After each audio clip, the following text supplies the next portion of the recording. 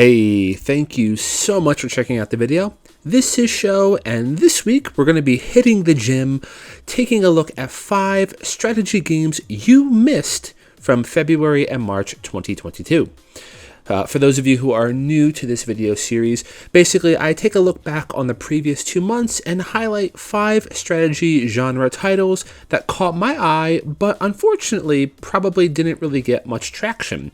You know, the Switch is full of a lot of strategy games, some just completely go under the radar.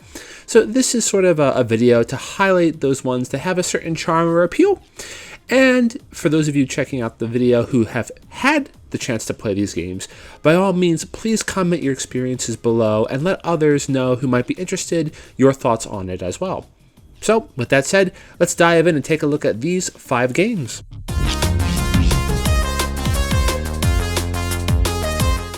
Alright, so taking a look at our first slot here, we have a game with the most charming of names, Potato Flowers in Full Bloom. Now, this is a dungeon crawler, which, honestly speaking, I'm not really a big fan of, but for some reason, just the art style of this game really appealed to me. I know it's very simplistic, but it has just a certain charm to it. And this charm is further added on with an excellent turn-based combat system that, honestly, as I described in my first thoughts video on it, which feel free to check it out if you want a bit more information, it just feels like each battle is a puzzle.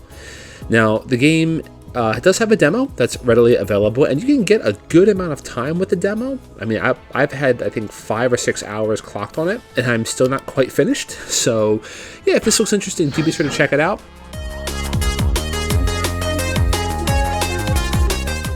Next, we have a very interesting turn-based hexagonal strategy game, and that is Gem Wizards Tactics. Now, this was released back in February of 2022, and honestly, it seems quite charming, in I guess a very whimsical kind of way. I'm digging the classic art style. I love that pixel art. I love that color. The designs seem just really, really nice. And what's great is that the devs in the eShop video talk quite a bit about their design philosophy, and they take a lot of inspiration from the classics like Fire Emblem and Advance Wars. But they specifically said that they have comebacks designed in mind with this game. Now, the way that I'm going to interpret that is that this game kind of wants you to grasp victory from the clutches of defeat by giving you many different options or approaches to do so. So you got to appreciate a strategy game where the cheese is few and far between. Anyway, if this is interesting, you might want to check out Gem Wizards Tactics.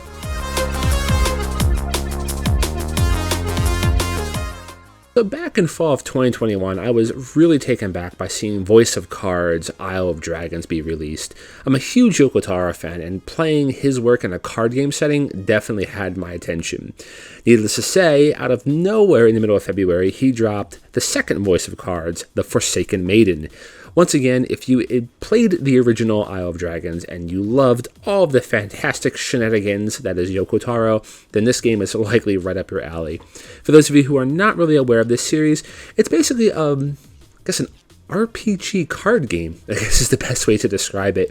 You'll have cards that will perform your actions, and you'll have a very interesting battle system, which is, I feel, a bit on the simple side, but definitely very fun. And with Yoko Taro's storytelling involved here, you'll get your money's worth. Anyway, Voice of Cards of Forsaken Maiden is definitely one that needs to get more attention, so check it out.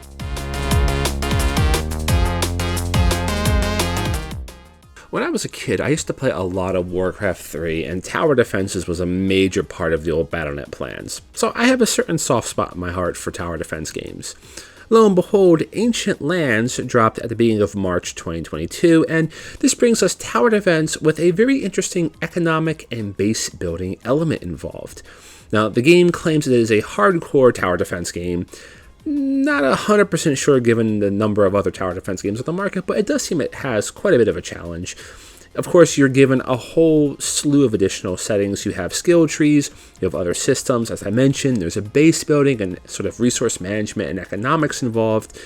Honestly, this looks pretty charming in terms of its presentation style, and it's probably going to be underrated. So if you have any experience with this game, please feel free to share it in the comments.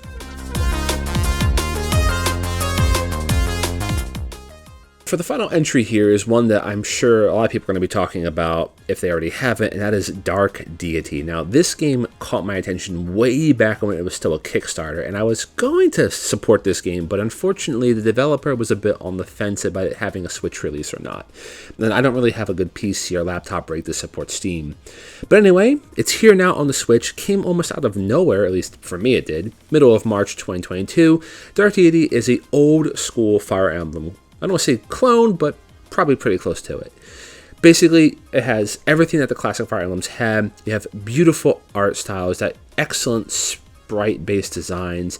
And if you take a look at its PC release, it had a really strong release with a lot of positive feedback involved with it. So for myself, I'm probably going to be picking this one up soon, hopefully, if things go well. So do expect to see this one on the channel a bit down the line.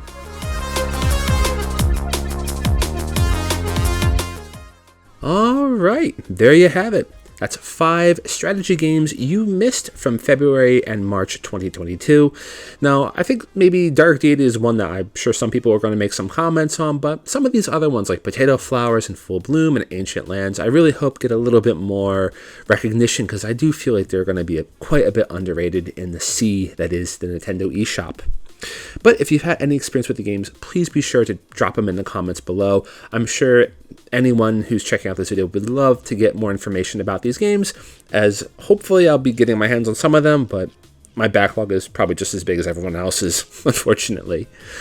And as always, if you enjoyed the video, please be sure to like, and if you really want to send your love and to support the channel, there we go, please feel free to click that subscribe button. It's your way to send your love, and honestly, thank you so much for sending your love. With that said, this is Show, and I'll catch you next time. Cheers!